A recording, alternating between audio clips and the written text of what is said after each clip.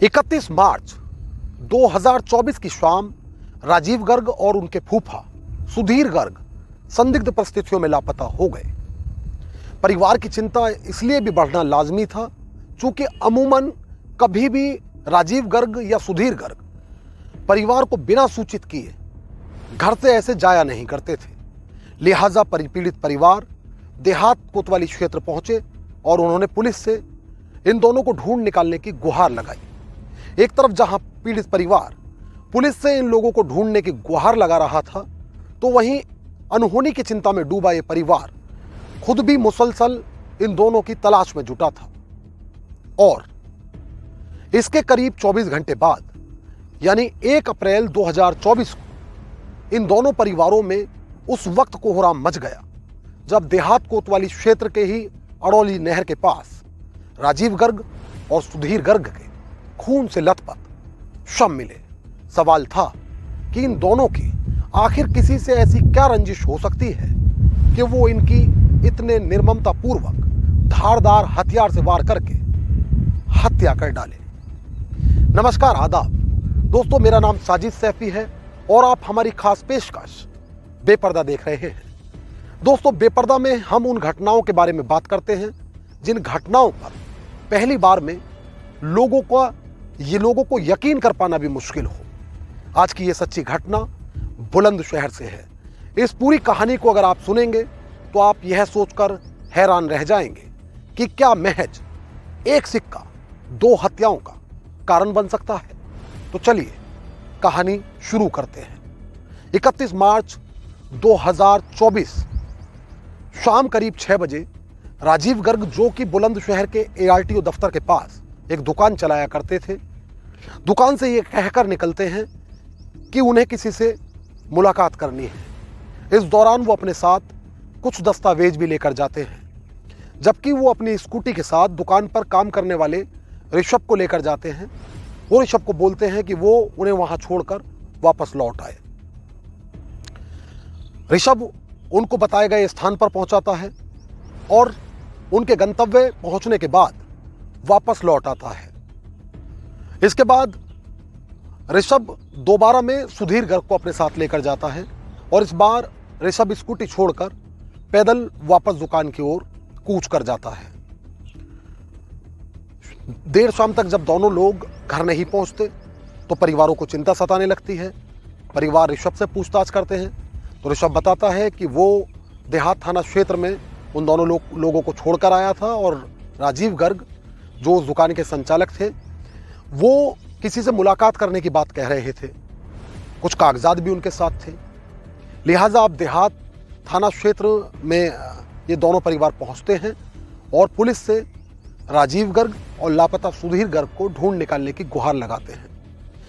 कहा जाता है कि इस दौरान जिन 2 पुलिसकर्मियों से ये दोनों लोगों को ढूंढने की गुहार लगाते हैं, वो पुलिसकर्मी इसकी जानकारी ना तो थाना प्रभारी को देते हैं और ना ही पुलिस के आला अधिकारियों को। खैर, ये पीड़ित परिवार भी लगातार राजीव गर्ग और सुधीर गर्ग को तलाश रहे थे। दोनों परिवार हार थक कर घर पहुंचे थे कि अचानक देहात पुलिस को एक सूचना मिलती है। सूचना थी कि देहात कोतवाली क्षेत्र के अड़ौली नहर के पास 2 लोगों के लहूलुहान शव पड़े हैं। पुलिस मौके पर पहुंचती है तो पाती है कि राजीव गर्ग का पहले गला रेता गया और फिर चाकू से उन पर ताबड़तोड़ वार किए गए। राजीव गर्ग के शव के कुछ दूरी पर सुधीर गर्ग, जो कि राजीव गर्ग के फूफा थे, उनका भी लहूलुहान शव मिला। और इस दौरान उन दोनों के पास वो स्कूटी नहीं थी जिस स्कूटी से ऋषभ राजीव को और सुधीर को वहां छोड़ने गया था।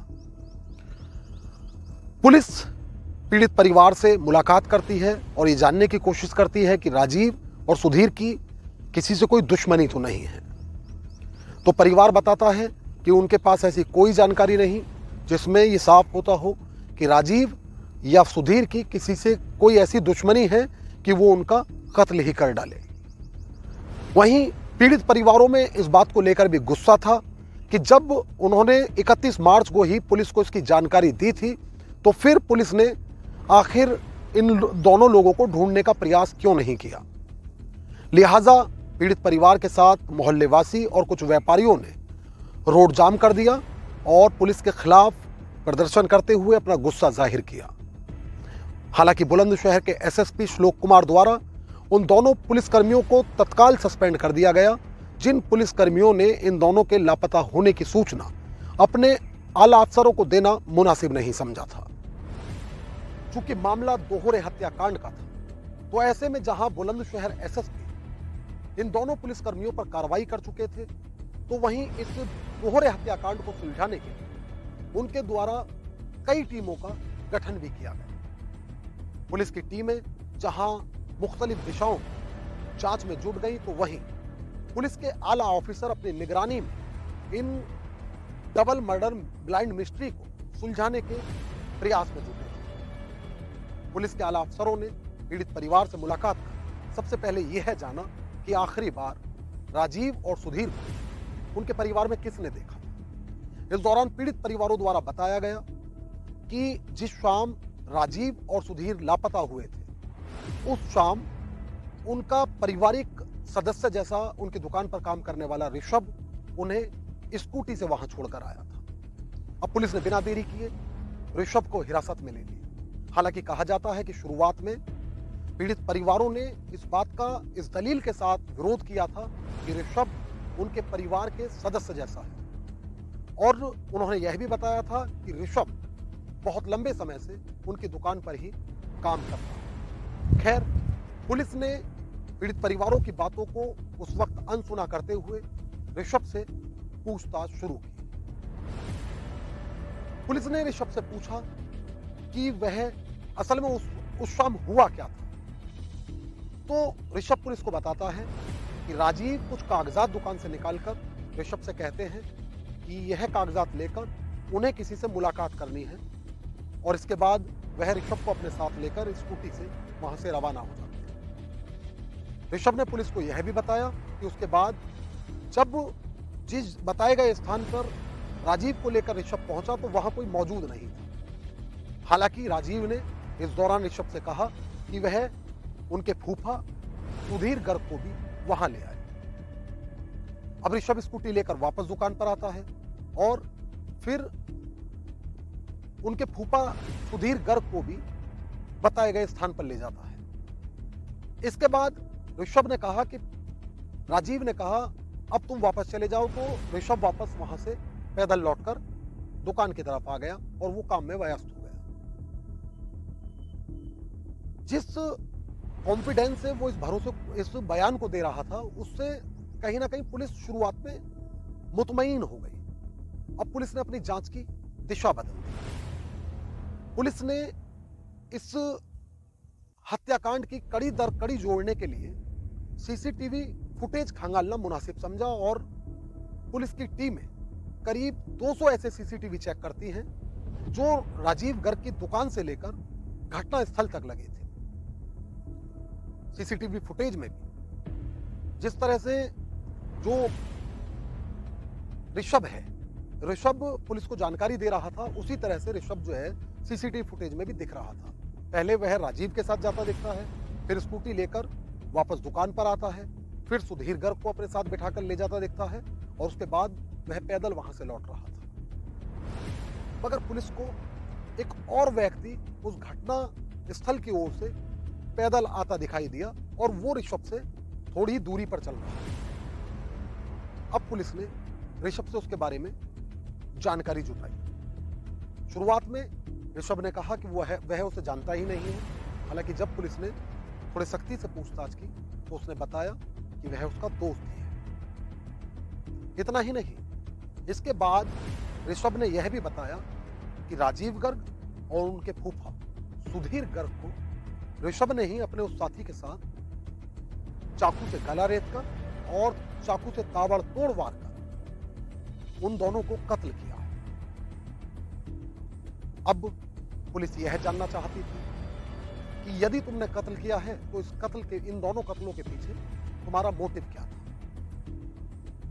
हालांकि इस दौरान ऋषभ ने पुलिस को कई बातें बताई, जिनमें ऋषभ यह भी बताता है कि वो नौकरी करता था और उसे जो मानदेय वहां से मिलता था, जो वेतन वहां से मिलता था, वो कई महीनों से नहीं मिला था।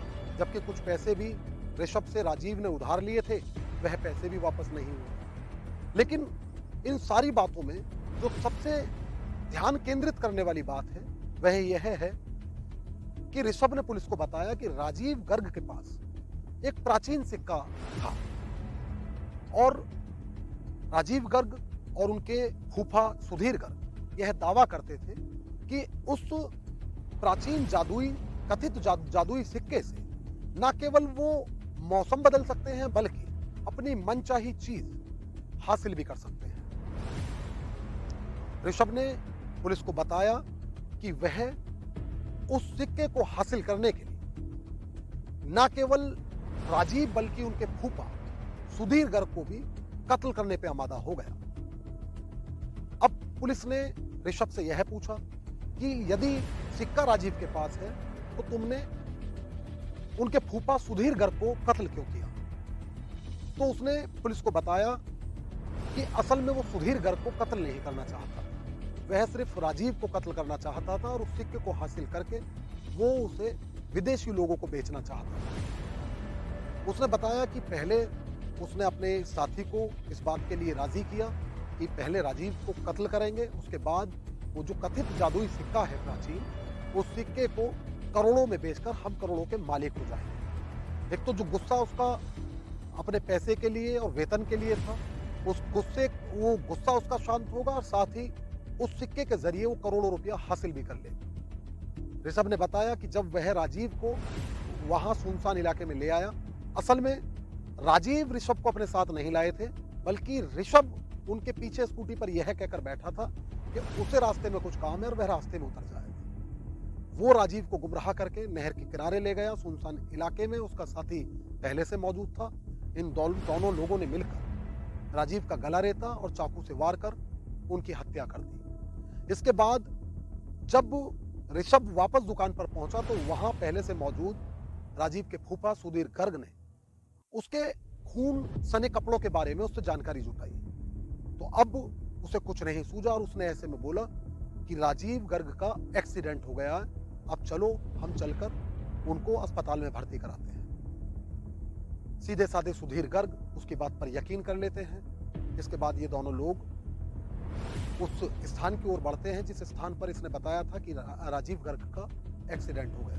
कहा जाता है कि इस दौरान बीच में इसने एटीएम से ये कहते हुए कुछ पैसे भी उनके खाते से निकलवाए थे कि इलाज में खर्च लगेगा, तो करीब 50,000 रुपए उन्होंने एटीएम से निकाले थे और ये सुधीर गर्ग को वहां ले गया। उनका भी धोखे से इन दोनों लोगों ने मिलकर कत्ल कर डाला। परिवार इस बात को लेकर हैरान था कि जिसे वो अपने बच्चे की तरह समझते थे और बचपन से पाल रहे थे, जिसको हमेशा इस परिवार ने अपने ही परिवार का सदस्य माना, आखिर वो लड़का एक सिक्के के लिए कैसे दो लोगों का हत्यारा बन गया। हालांकि पुलिस ने न केवल इस घटना की कड़ी दर कड़ी जोड़ी, बल्कि सूझबूझ से इस दोहरे हत्याकांड का खुलासा भी कर दिया और अब ये दोनों लोग जेल की कालकोठरी में अपने गुनाहों की सजा भुगत रहे हैं। दोस्तों, यदि आप आगे भी इस तरह की स्टोरी सुनना चाहते हैं तो हमारे चैनल को सब्सक्राइब कर लें। यदि आप हमारी कहानी पसंद करते हैं तो हमें सपोर्ट करने के लिए हमारे वीडियोस के लिंक अपने दोस्तों और रिश्तेदारों में शेयर ज़रूर कर दिया करें। इस खबर को लेकर आपकी क्या राय है वह आप हमें कमेंट करके ज़रूर बताएं। यदि आप कोई और क्राइम स्टोरी सुनना चाहते हैं तो वह भी हमारे कमेंट बॉक्स में ज़रूर लिखें। नमस्कार।